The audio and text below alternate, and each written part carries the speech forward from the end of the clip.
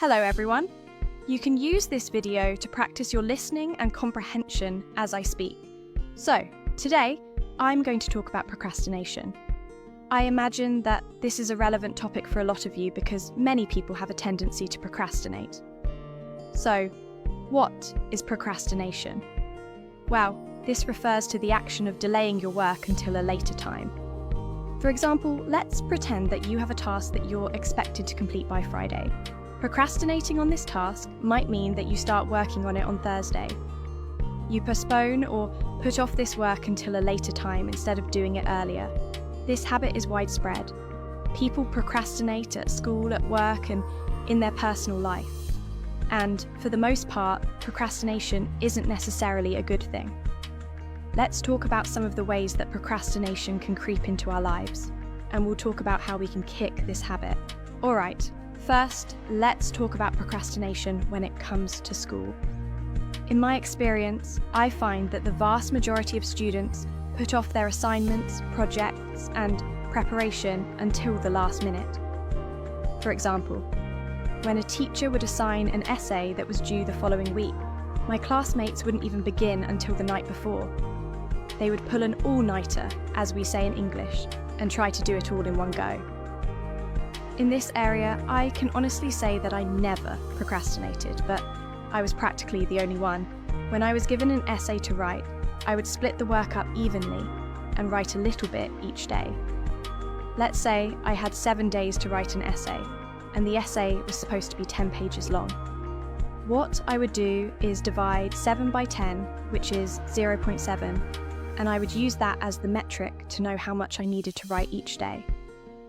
I'd write 0.7 pages each day, and then, by the 10th day, I'd have my essay finished.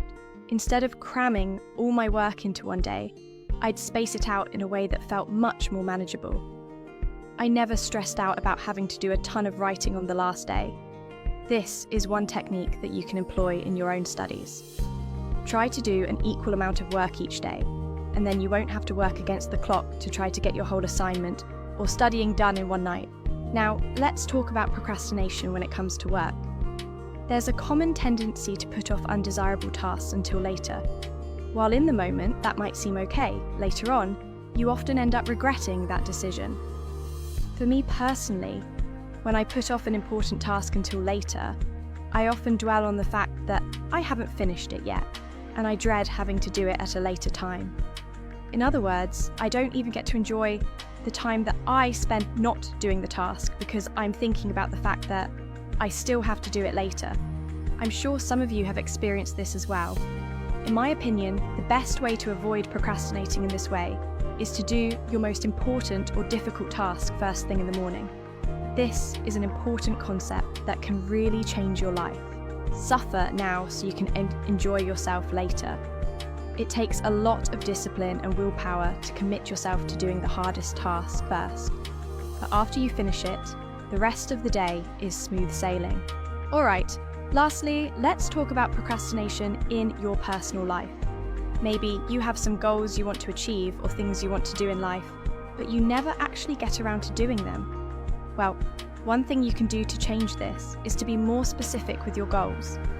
For example, instead of having the goal to get good at English as soon as possible, make your goal measurable. How about be able to hold a conversation with a native English speaker by the end of the year? This goal is actually something you can visualize, measure, and accomplish. Don't be vague with your goals. In this way, you can actually plan and take steps towards this concrete objective. Okay, now I'm going to ask you 3 questions about today's video. Write your answers and a comment down below. 1. What is procrastination? 2. What's one way to avoid procrastinating at work? 3. How can you improve your personal goals? Okay, that's all for today. I'll see you next time.